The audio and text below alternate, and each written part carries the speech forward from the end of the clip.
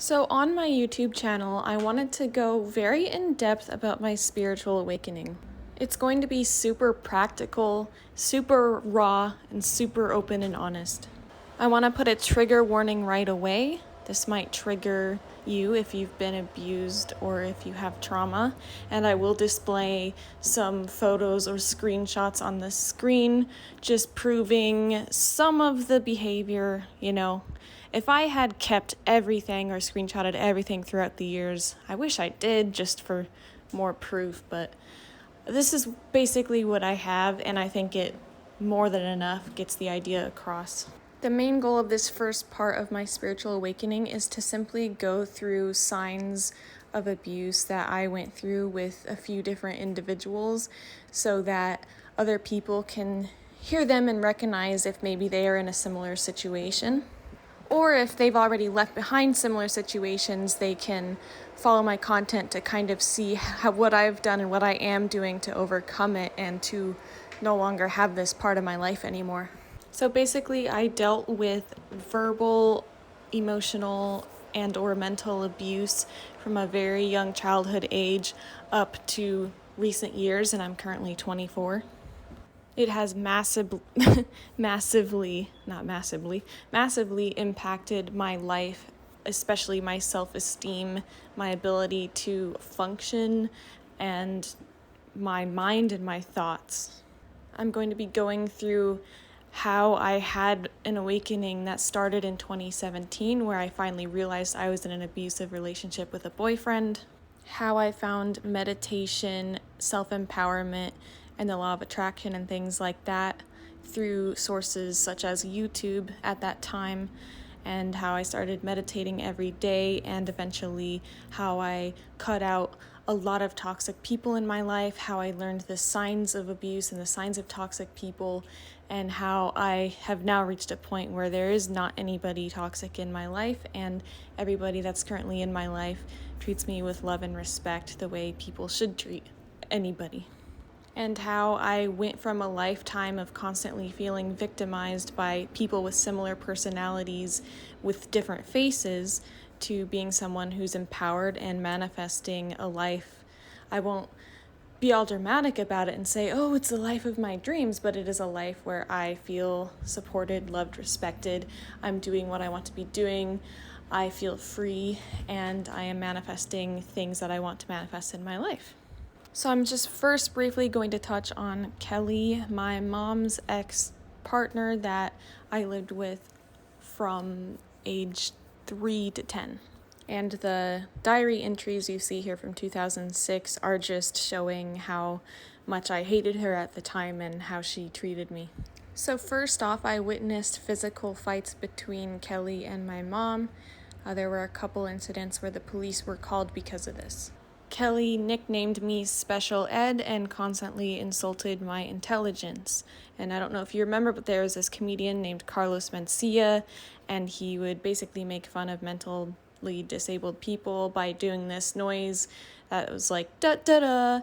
And so this Kelly person would do that noise around me constantly to mock me, I guess. Then there was this incident where she took away all of my favorite toys and hid them behind her TV. I don't remember what I did for that to happen. Probably something quite minor. I was not a very acting out kind of kid. But I actually found the toys behind the TV. I went back there and took my stuffed animal because he was my favorite thing in the world. His name was Rover. And she found out that I did that, and when she came home, upon finding that out, she spanked me very hard to where I had a red handprint for 24 hours, maybe more, and she ripped my stuffed animal in half in front of me. And the final thing I wanted to say about her, what she did, is that one time she slammed on the table and screamed in my ear about an inch away from my ear, very loud to where it was hurting my ear, and I have an actual journal entry that I included from that day. She was just a very mean person, and the first person that I ever remember treating me this way. Now we come to my dad, who I don't currently talk to. Whenever I've confronted him about his behavior in the recent couple of years, he just tells me that I love playing victim, that I have a victim ideology, and or that I've gone crazy, that I've lost my mind, etc. Doing this has a term, it's called gaslighting. Every time I have confronted my dad about his abuse and detailed things that have happened, he ends up just saying, "You have gone too far, I am done with you," and blocking me, or just saying that he's done with me, instead of actually addressing the things that I bring up. During high school, he compared me a lot to my stepsister. He would compare our GPAs, whether we had a job or not. He even went as far as to comparing our looks, telling me that I should do my makeup like her, that she looks like a supermodel. So I lived with 4 step-siblings, my dad and my stepmom, and it was a very toxic household. And anytime that I told anybody about what was going in the house, my texts were read, so if they ever caught that, they would make me, in front of them while they witnessed, revoke the statements and send messages saying like, "Oh, that really didn't happen," or "Oh, it really wasn't that bad, things are fine." My mom at this point lived in another state, and I had my communication with her limited at various times. They attempted to limit me from visiting her, which didn't always happen because she kind of overrode that and would just get me like car rides to the airport if they wouldn't take me to the airport and things like that. But what they would do is they would shame me for visiting. They'd say things like, "Why are you going to visit her during Christmas time when you could be staying here working and earning money, or during Thanksgiving time," and things like that. One time my stepsister went out and hung out with friends, and as a punishment, because I don't know if they were drinking or something like that, but as a punishment, my dad undid the spark plugs of the minivan that her and I shared, and to punish her and make her not able to drive. But that was not rational behavior because I also used the car and I depended on it to get to my job. And so I had to come to him and say, "Fix the car so I can get to my job." And he fixed the car, but he didn't do so properly. And so as I was driving to my job, the vehicle was shaking everywhere and it was just a whole mess. My stepsister's boyfriend had to pick us up and take me to work and drop off the car in a random parking lot, things like that. The main and most destructive thing that my dad and stepmom did was they would sit me down, and they did it to other kids too, but I got it the worst. They would sit me down in the kitchen and basically lecture, belittle, yell at me, and berate me without giving me the opportunity to stand up for myself. They'd drive me to tears a lot. They would forbid me from leaving the room, even to go to the bathroom. I would say that I needed to do my homework, and they would not allow me to go and do my homework until they were finished yelling at me. And they would do it for hours late into the night, and I felt like I had no choice. There wasn't anywhere I could go or anything I could do to escape it or stand up for myself, like I said. And these incidents would be sparked by something very minor, such as getting a 0 on a homework assignment, like 1-0, even though my grades were otherwise very good. Things that are minor like that. My dad and stepmom forced my high school boyfriend when I was 17 to come over to the house. They said if he didn't come over, I couldn't see him anymore, we couldn't date. They went through our texts, read them aloud to us, and shamed us for speaking to each other sexually. And they made it clear to this boyfriend, because I was a virgin at the time, they told him that I wasn't interested in having sex and that I wouldn't do that with him. It was very humiliating for us both. I remember my stepmom actually checked my work timestamps to make sure that I was never spending time with him that they didn't know about, which I could see a parent doing that if I was doing bad things like drugs or unprotected sex, but none of that was the case. I was not doing anything wrong, actually. So it wasn't a case where it was in my best interest, it was just a case of control. One time I swept and mopped the whole kitchen, and what I like to do is I like to take all the chairs out of there and put them in the living room because there were so many, it was annoying to move them.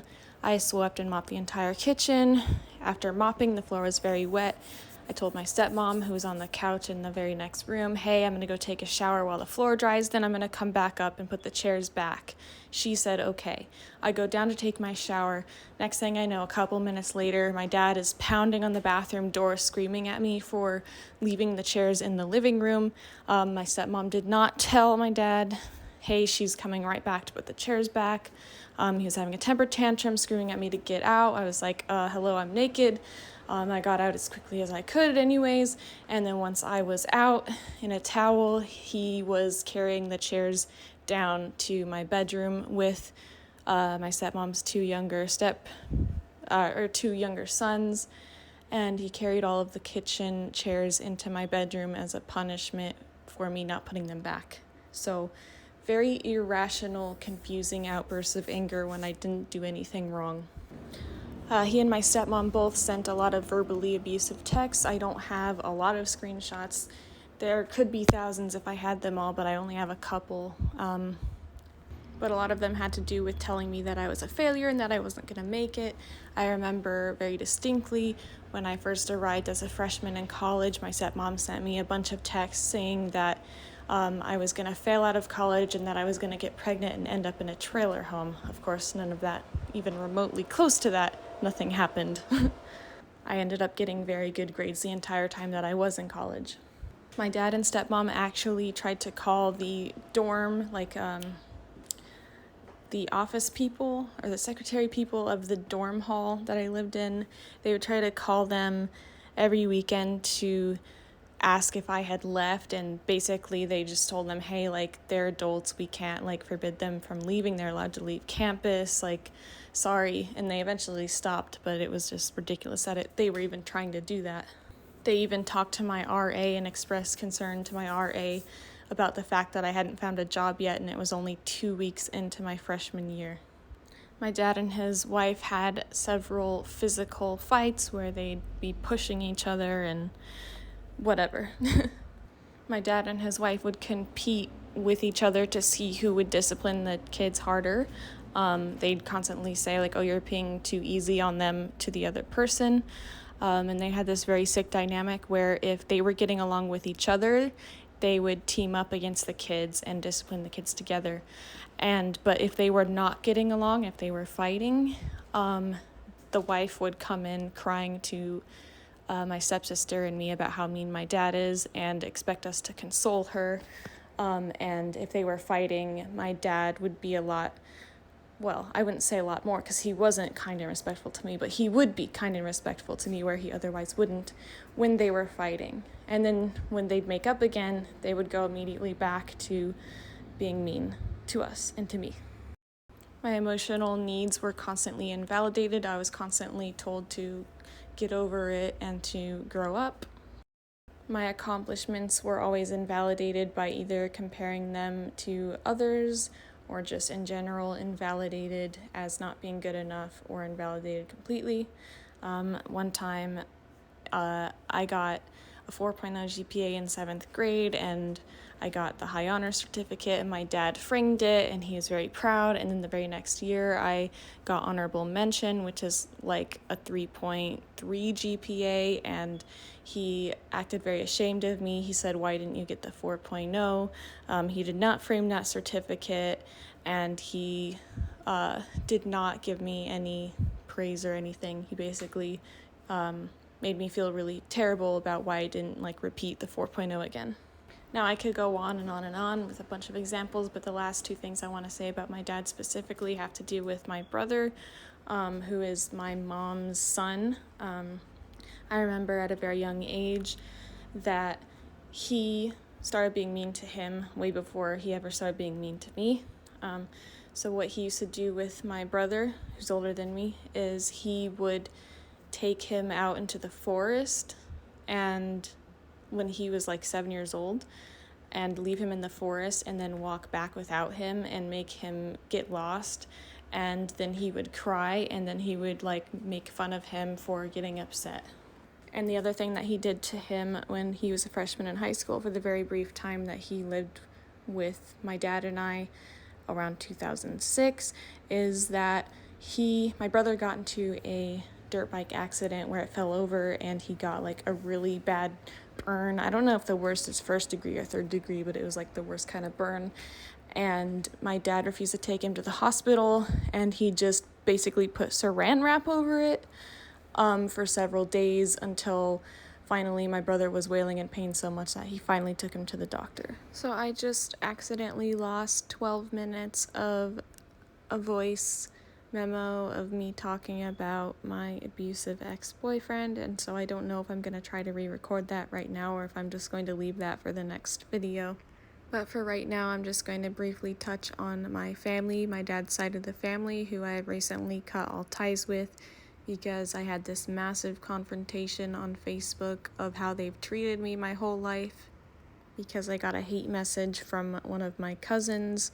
I got this hate message because I made a video talking about do horse riders really love their horses, and I told some stories about how the family treated me in that video.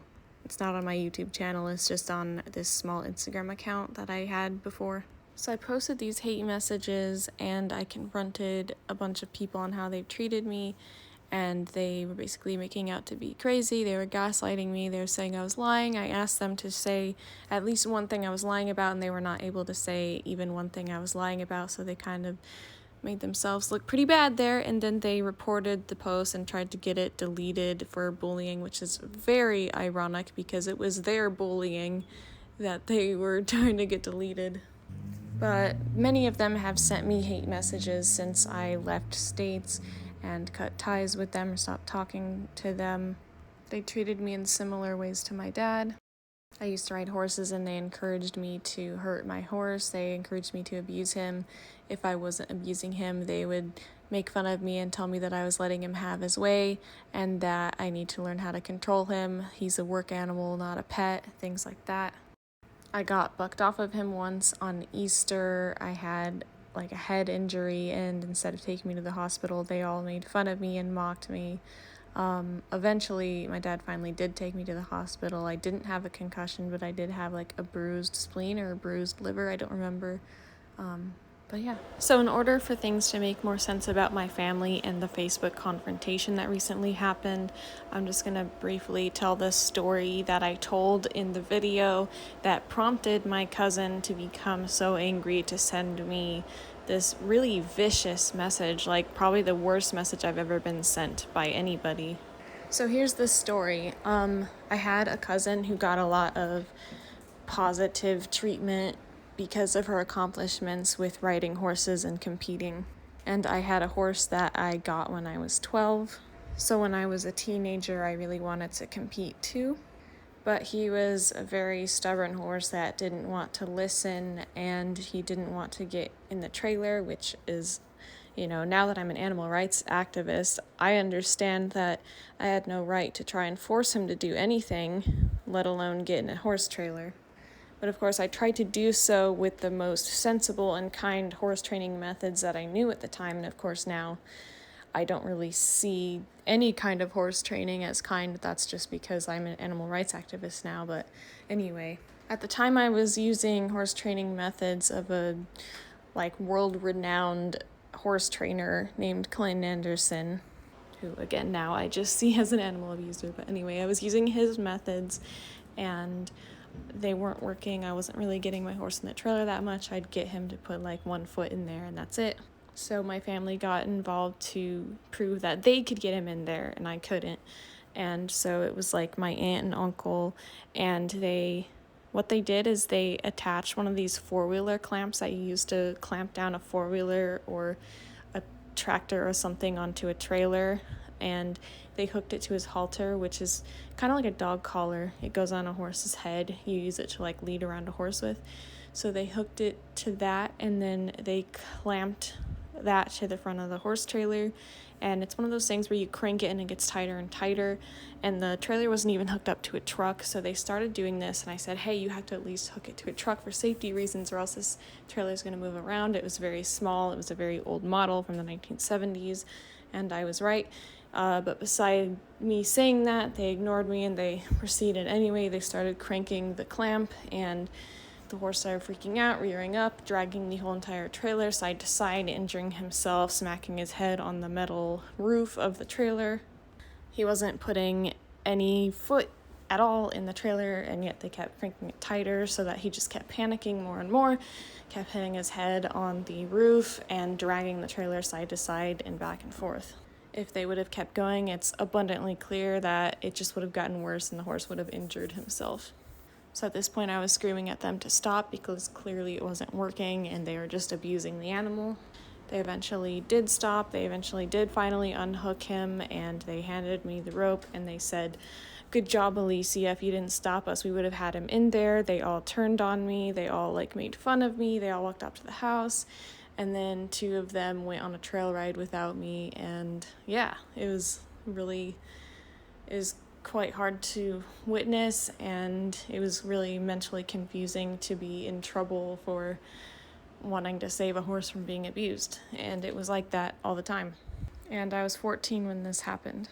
So yeah, anyway, that's my family, and now I do want to just get this over with and talk about my abusive ex-boyfriend so that I can wrap this up and get it over with. So I met my abusive ex when I was 18. He was 24 at the time, so 6.5 years older than me. And he would read through my texts, go through my phone, go through my social medias, read my social media messages, including social media messages that I sent before I was even with him. And then he would shame me for the contents of those messages. He would throw a temper tantrum at me if I received a message from a guy, even if it just said hi. It was automatically my fault that I received that message somehow. It was so bad that I eventually couldn't deal with it, and I just deleted my social media, and I didn't have one for the bulk of our relationship.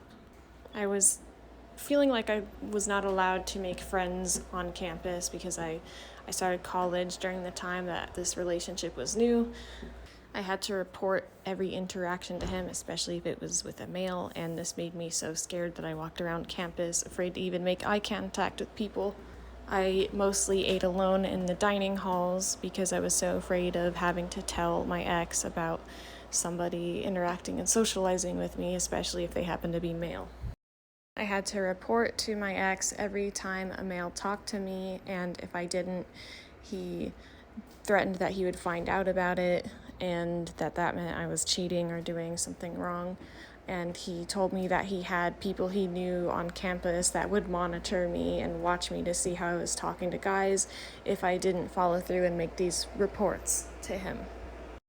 I had to answer unexpected FaceTime calls from him no matter what I was doing, if I was busy or where I was.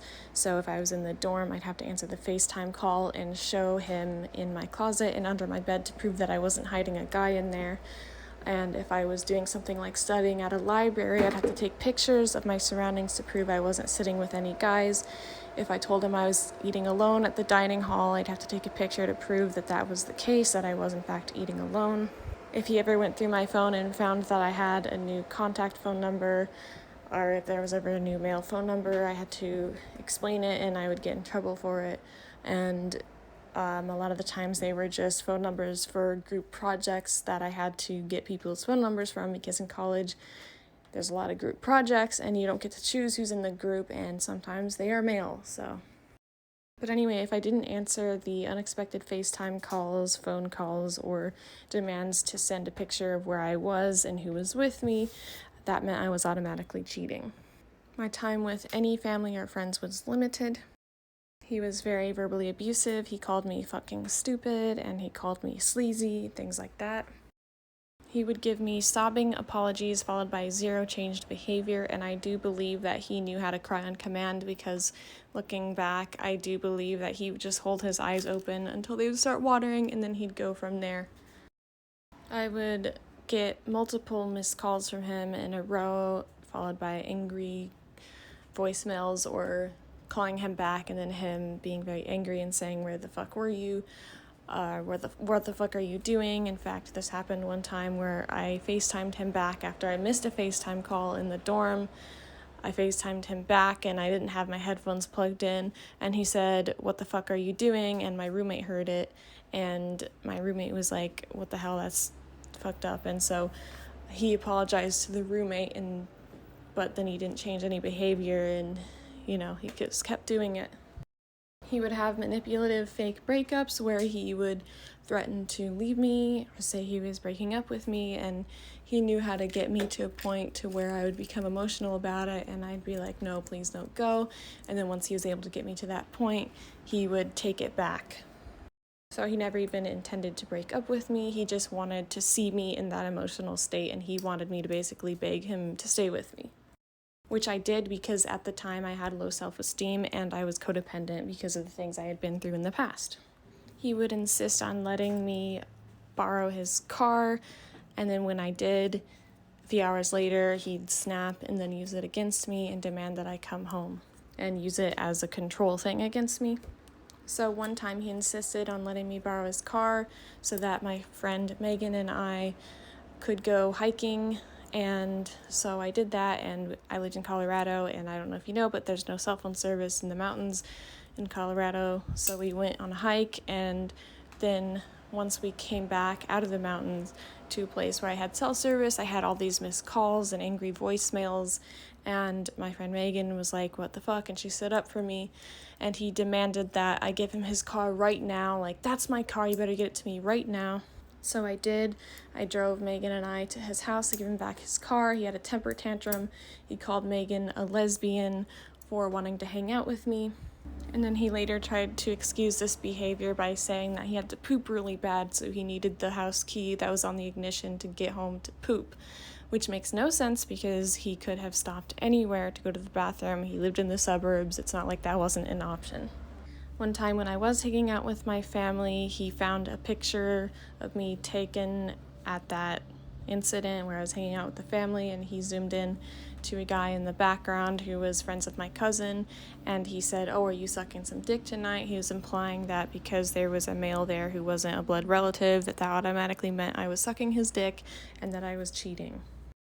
He would lock himself in rooms, or he would lock me in rooms with him, or he would block the doorway so I couldn't escape when we were having fights. Again, they were not physical, but yeah, I was still physically blocked from leaving a lot of the times. If he had a temper tantrum in the car, he would scream and pound on the dashboard, and it was really frightening. At one point in the relationship, my grandma was passing away in the hospital, and he insisted on taking me to the hospital to visit her because I had no other way of getting there. But then he would use it against me, and he would throw temper tantrums if I took too long during the visit or if I didn't come down to the car right away. One time, I don't know if it was my birthday or Valentine's Day or whatever. I think it might have been my birthday, but I chose to spend that day with my friend Megan instead of him, and it was just one day. But even just spending one day with my one friend was almost too much for him to handle. So I came home from that, and he had a temper tantrum. He pointed at these strawberries and chocolate materials saying, oh, I was going to make chocolate strawberries with you, and now we can't because you chose to spend this day with Megan. And he had a temper tantrum, and then he tried to throw the strawberries at me, and they splattered on the wall really hard. There was an incident when I lived in my college town where he drove an hour and a half to come see me for the weekend. He arrived in the apartment, and I took him up to my room. I went down to get him a glass of water, and then when I came back with the water, he was already looking through my laptop. He looked through my laptop for an hour straight without finding anything. So I was like, okay, well, if you're going to keep doing that, I'm going to study my flashcards while you're doing that. And eventually he finally found on Facebook, because I had a Facebook again at this point, that I had wished a male classmate happy birthday on his Facebook wall publicly, and he had a temper tantrum about that. He started yelling at me, and then he left and drove home, an hour and a half home. And then when he got home, he told me that I was lucky that he didn't yell more, or that he didn't do worse. So yeah, again, I could tell more, but I think I'm just going to stop it there for right now. I actually have a video that's 30 minutes long and not edited of me talking about this relationship and some of these experiences on my other channel called Alisia Demi, which is mostly just a channel where I have concert footage, and it's currently privated, but I'm going to unprivate so it's public, so that if you're interested in hearing more about that, you can go to that. But yeah, anyway, I finally broke up with him, and I want to briefly just tell the story of that breakup. So prior to the breakup, I went to this internship on a farm that was 4 months long, which that is a video for another day, that experience itself. But just to keep things simple, I was on a farm with women, and it was in the middle of nowhere, and I was just doing physical work all day for 4 months straight, and I was not interacting with society, and certainly I was not interacting with males. What I noticed was that when I was away from him for those 4 months, my ex, I felt less stressed, even though the internship itself was such a horrible experience. So I thought, okay, well, that must mean something if I'm in this really terrible experience and yet I feel like more peaceful just because I'm not around my ex. It was starting to sink in what Megan had been telling me, that I was in an abusive relationship, because at first when she told me that near the end of 2016, I was just in denial. This internship happened in the beginning of 2017, but I gave it some thought and I was coming to terms with it, and I was kind of starting to accept it. And it dawned on me that he was very kind to me, or just respectful to me during that internship, because he knew that I was not in any position to talk to males, so he didn't ever have any reason to have temper tantrums at me. And I thought to myself, like, wow, this boyfriend is only ever happy with me if I'm basically staying home and staying in this bubble where I don't interact with people. And something really dawned on me about that. And I gained the strength to actually break up with him 2 months after that internship, finally. So the day of the breakup, I went to Whole Foods, and I was such a people pleaser, I could never say no. There was this table outside of Whole Foods of these people running an outdoor workout thing, and they convinced me to sign up for it, and the first meeting was like at the park that evening. I knew damn well when I signed up for this that when I would tell my ex that I was going to go do this workout tonight, all of a sudden he would not be reacting well to it, and he would be suspicious about it.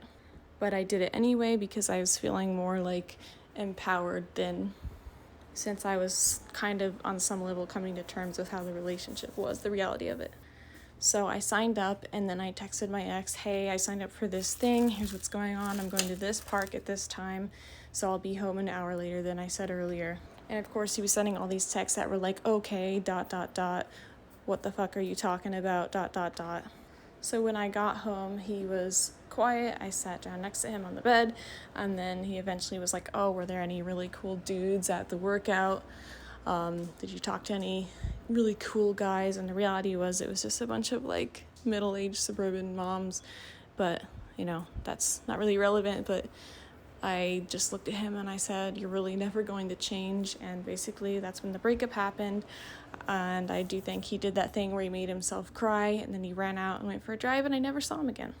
And this was in July 2017.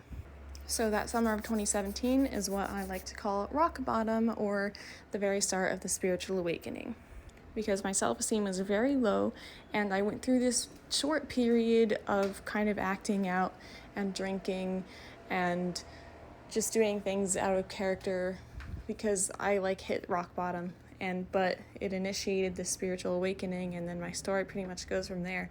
In January 2018, I moved to States, and gradually I cut off like all these people, all these family members.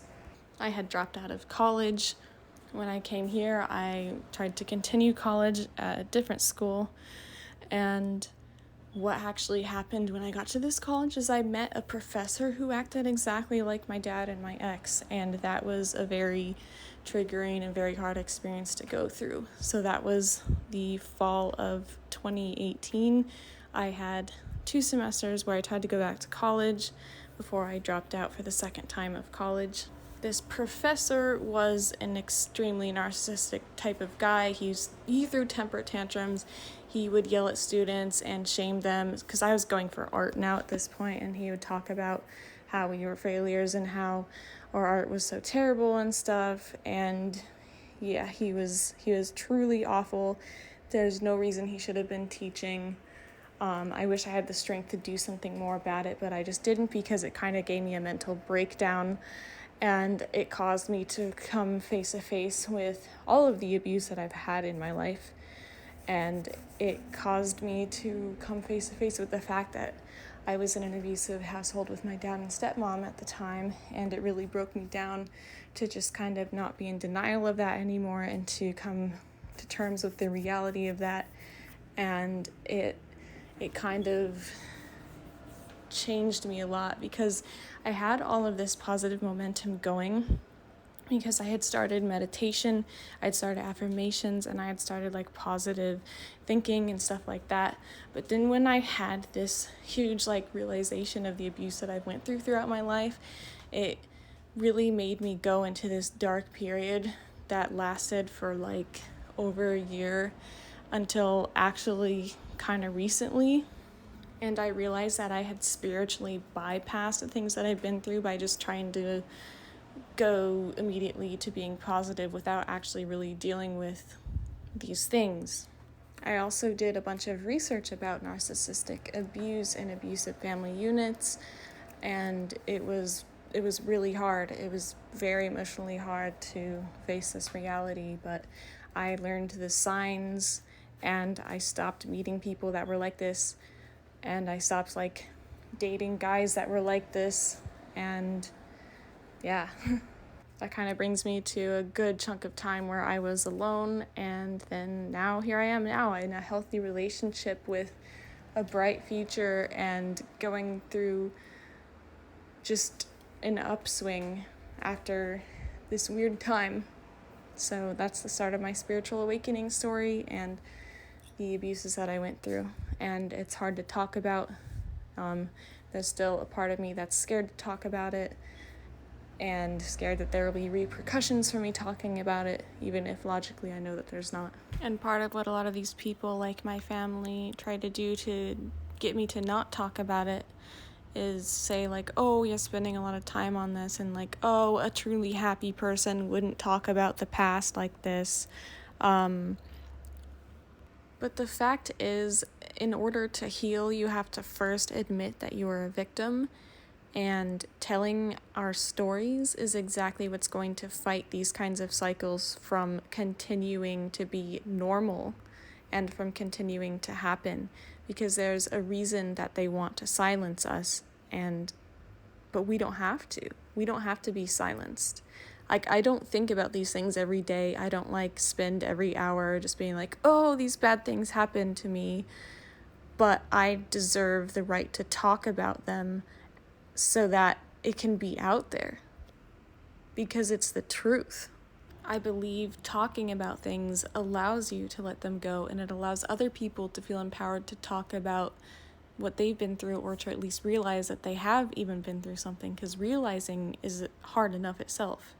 Part of the reason why I worked so hard advocating for animals as an animal rights activist is because I have been through these things, and because I used to be in this family that literally encouraged me to abuse my horse, like hit him with a whip and stuff like that.